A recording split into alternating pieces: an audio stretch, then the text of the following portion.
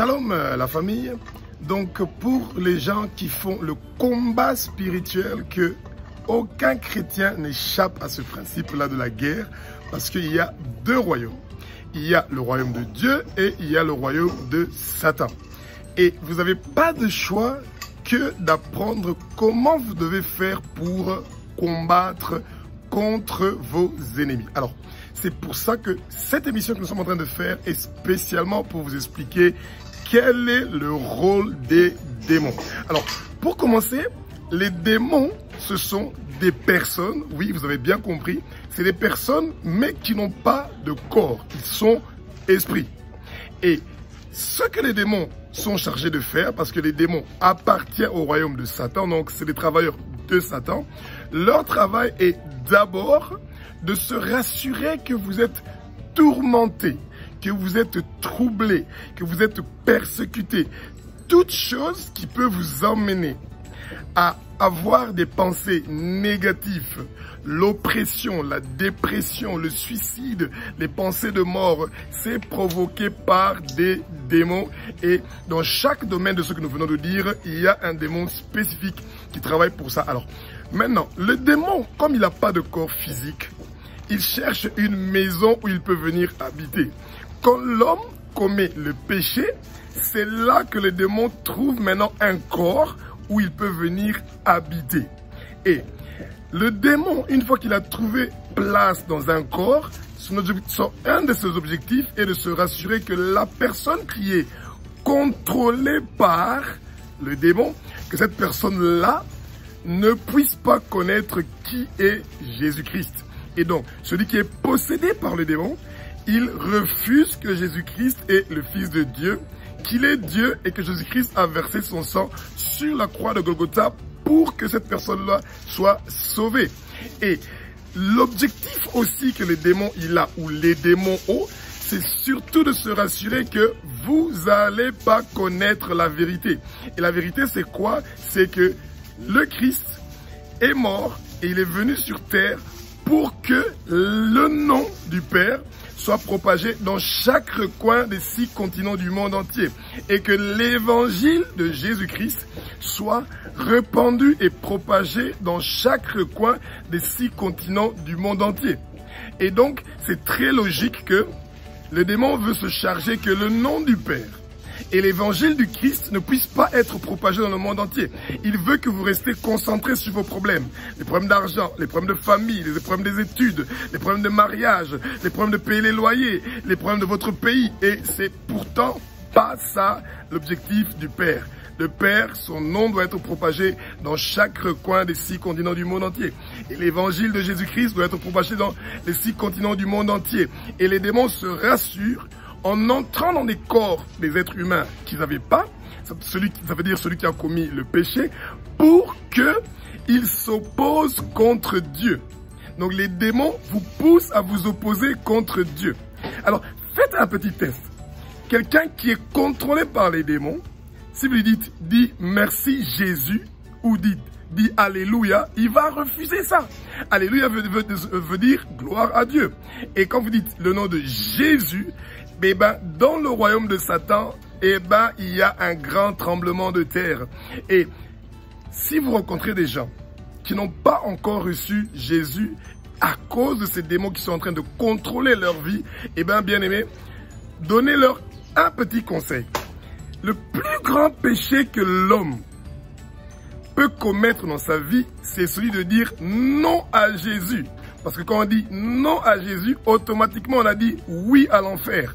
Et quand on a dit oui à Jésus, on dit non au péché et on dit oui à la vie éternelle. C'est merveilleux.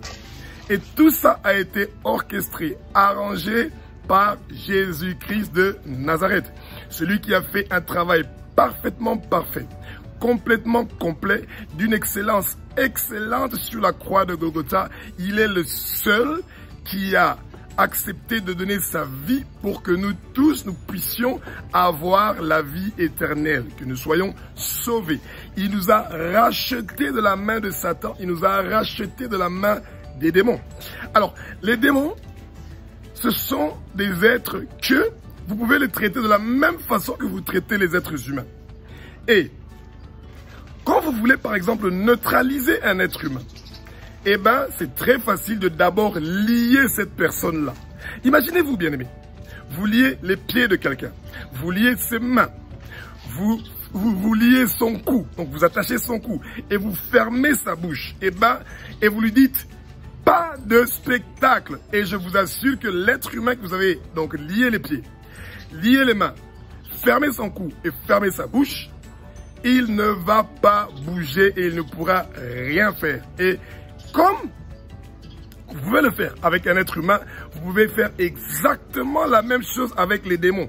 Peu importe le domaine dans lequel le démon est en train d'œuvrer, quand vous dites « Satan, toi et tous tes hommes forts et tous tes démons », et si vous voulez aller plus loin, vous pouvez aussi dire « Toi et tous tes trônes, tes dominations, tes principautés invisibles, tes puissances invisibles, j'attache vos pieds, vos mains, vos coups et je ferme vos bouches. Je vous ordonne et je vous commande de sortir de ma vie, de sortir de ma maison, de sortir de mon entreprise, de sortir dans tous les domaines dans lesquels je suis, au nom de Jésus-Christ de Nazareth. » Et n'oubliez pas, bien-aimés, quand les démons avaient contrôlé la vie de quelqu'un et que vous leur chassez, il y a un vide qui va se produire dans la personne. Et ce vide-là peut bien être remplacé par un Dieu qui est merveilleux. Eh bien, c'est le bon moment de dire « Abba, au nom de Jésus-Christ de Nazareth, que le Saint-Esprit vienne habiter en moi. Que vous recevez le baptême de feu. » Le baptême de feu, c'est avoir la présence du Saint-Esprit. Et quand vous recevez le baptême de feu, il y a une forte probabilité que vous allez parler en langue. Parce que vous recevez une naissance, une nouvelle naissance. Vous devenez une nouvelle créature. Ça veut dire que l'homme ancien disparaît et une nouvelle personne vient ou qui est en vous. Et vous demandez au Saint-Esprit de prendre le contrôle de votre vie. De prendre le contrôle de chaque domaine de votre vie. Bien aimé, le plus grand cadeau que Jésus-Christ de Nazareth a donné à l'être humain, c'est celui d'avoir respecté sa promesse, celui de nous laisser le Saint-Esprit. Le Saint-Esprit est merveilleux. C'est lui qui détient la puissance de Dieu et c'est lui qui détient la clé du dépôt où se trouvent toutes les puissances, toutes les richesses, tous les dons que Dieu peut nous donner. Et donc, quand vous dites, Saint-Esprit, donne-moi le don d'enseigner, donne-moi le don de guérir, donne-moi le don de etc., et bien le Saint-Esprit va le faire. Et alors, pour pouvoir profiter pleinement des dons du Saint-Esprit, il y a une petite condition. Et cette condition-là, elle est tellement facile, c'est de vivre dans la sanctification. Refusez le péché. Peu importe le péché, petit ou grand, eh ben, refusez le péché. Quand vous refusez le péché, eh ben, vous allez voir qu'il y a des bonnes choses qui vont se passer dans votre vie et que vous allez avoir une puissance merveilleuse. Et ensuite, quand les démons ont quitté votre vie ou ont quitté votre corps, eh ben, vous devez les remplacer par la parole. Étudier la parole est quelque chose de très important. Vous devez prendre votre temps, 2, 3, 4 chapitres par jour de la Bible. Prenez le temps de faire la lecture. Et vous voulez à tout prix connaître Dieu personnellement. Vous voulez connaître la mission pour laquelle Dieu veut absolument que vous partez faire le travail pour lui. Demandez au Père, qu'est-ce que tu veux que je fasse pour te faire plaisir? Qu'est-ce que tu veux que je fasse pour pouvoir amener des âmes dans ton royaume? Qu'est-ce que tu veux que je fasse dans ma vie pour servir ton royaume, pour propager ton nom dans les 6 continents du monde entier, pour que l'évangile de Jésus-Christ de Nazareth soit propagé dans les 6 continents du monde entier? Eh bien, c'est une très courte prière qui va vous faire vraiment beaucoup de bien. Eh bien, prenez votre temps. Quand vous sentez qu'il y a une sorte d'oppression, qu'il y a un problème dans votre maison, dans votre foyer, dans votre travail, dans vos finances, eh bien, vous pouvez simplement chasser ces démons-là qui apportent l'instabilité dans votre vie et c'est tellement facile. Et je vous souhaite donc bonne continuation dans votre combat spirituel et continuez à chercher à comprendre comment l'ennemi fonctionne, parce que quand vous connaissez comment l'ennemi fonctionne, eh ben, vous avez automatiquement une facilité de pouvoir savoir comment vous devez faire pour vous débarrasser de votre ennemi. Alléluia.